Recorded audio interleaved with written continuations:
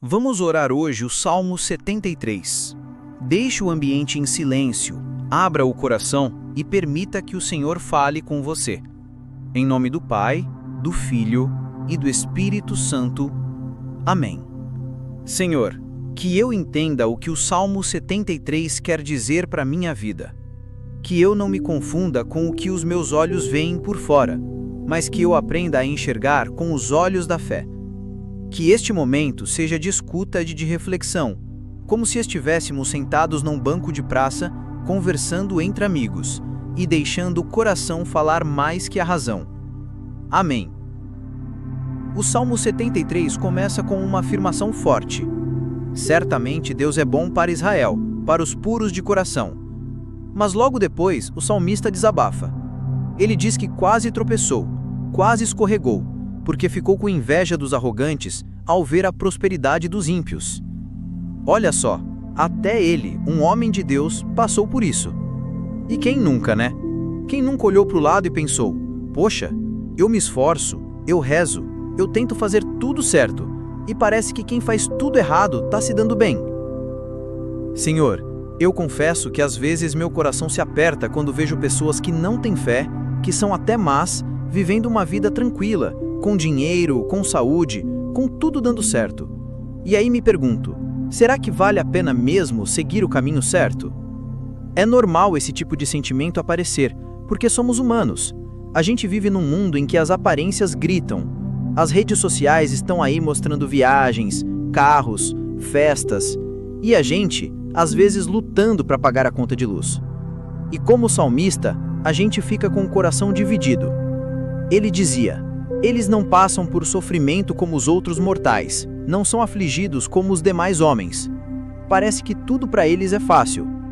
Mas aí, no meio desse desabafo, vem aquela virada que mexe com a gente. Ele entra no santuário de Deus e aí entende o fim deles. É como se dissesse: eu estava cego, mas Deus abriu meus olhos. E é nesse momento que tudo começa a mudar. Quando a gente para de olhar só com os olhos do mundo e começa a enxergar com os olhos da fé, tudo ganha um novo sentido. Senhor, me ajuda a enxergar além do agora. Me dá discernimento para não me perder nas aparências, para não invejar aquilo que não é bênção de verdade. Que eu saiba reconhecer o valor das pequenas coisas, do amor, da saúde e da paz interior. Sabe aquele dia que você está exausto, triste, se sentindo injustiçado e resolve entrar numa igreja só para ficar um pouco em silêncio? É mais ou menos isso. A gente entra no santuário de Deus, que pode ser a igreja, mas também pode ser um momento de oração no quarto, um banco no quintal, um louvor tocando baixinho, e ali, no meio do silêncio e da presença divina, a ficha cai. A gente entende que nem tudo que brilha é ouro, e que o caminho da fé é cheio de riquezas que o mundo não consegue enxergar. A partir desse ponto do salmo, o tom muda. O salmista começa a perceber que ele estava amargurado, que seu coração estava embrutecido. Ele reconhece que se deixou levar pela emoção, pelo impulso, pela comparação. Quem nunca, né? Às vezes a gente está tão cansado, tão frustrado, que qualquer coisa vira motivo para duvidar até da nossa própria fé. Senhor, eu também fico amargurado às vezes. Fico com o coração duro, sem paciência, sem esperança. Mas hoje eu quero entregar tudo isso nas tuas mãos. Amoleça meu coração, limpa minha alma, me ensina a confiar em ti de novo. E aí vem uma das partes mais lindas do Salmo 73. Contudo, estou sempre contigo. Tu me seguras pela mão direita. É um consolo tão grande saber que mesmo quando a gente está revoltado, confuso, se sentindo perdido, Deus continua segurando nossa mão. Ele não solta, Ele não abandona, Ele caminha com a gente mesmo quando a gente está andando em círculos. É como uma criança que faz birra, que grita, que bate o pé, mas que nunca deixa de ser amado pelos pais. Deus entende nossas crises, nossos questionamentos, e mais do que isso, Ele caminha conosco no meio de tudo isso. Senhor, Obrigada por não me abandonar nas minhas confusões.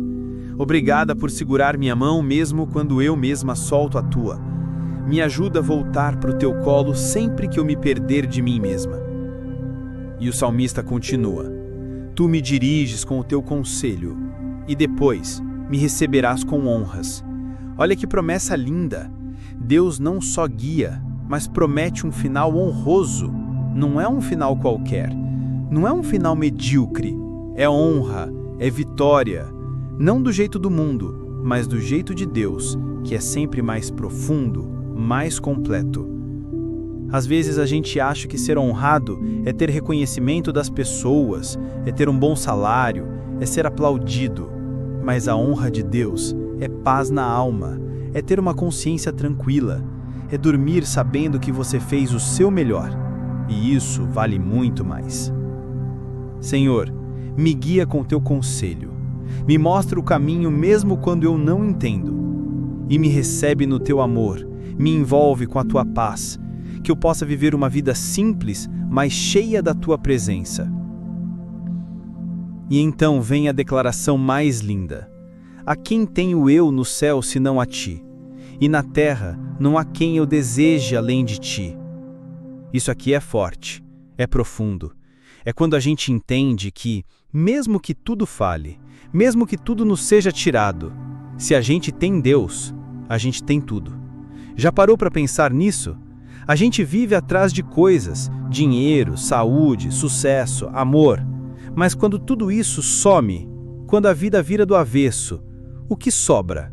Se a gente tiver Deus, sobra tudo. Se não tiver, sobra nada. Senhor, que eu deseje mais a tua presença do que qualquer outra coisa.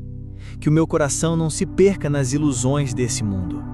Que eu te coloque sempre em primeiro lugar, porque sei que só em ti minha alma encontra descanso. O salmo termina com esperança. Mesmo depois de ter duvidado, se revoltado, se sentido injustiçado, o salmista termina dizendo que estar perto de Deus é o que realmente importa. Quanto a mim, bom é estar junto a Deus. E é isso, né? No fim do dia, no fim da luta, é isso que importa. Estar com Deus.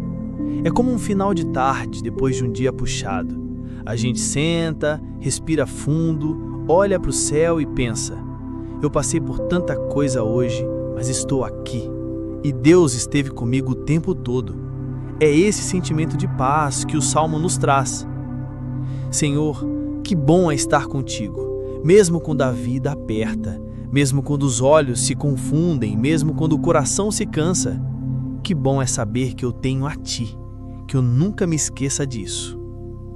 A gente aprende com esse salmo que a vida não é uma linha reta. A fé não é um gráfico que só sobe. A gente tem altos e baixos, tem dias de revolta, de choro, de dúvida. Mas se a gente permanecer com Deus, se a gente não largar a mão dele, tudo vai fazer sentido lá na frente. E olha, se você está passando por um momento como o do salmista, de questionamento, de sentir que os maus se dão bem e os bons só se lascam, respira.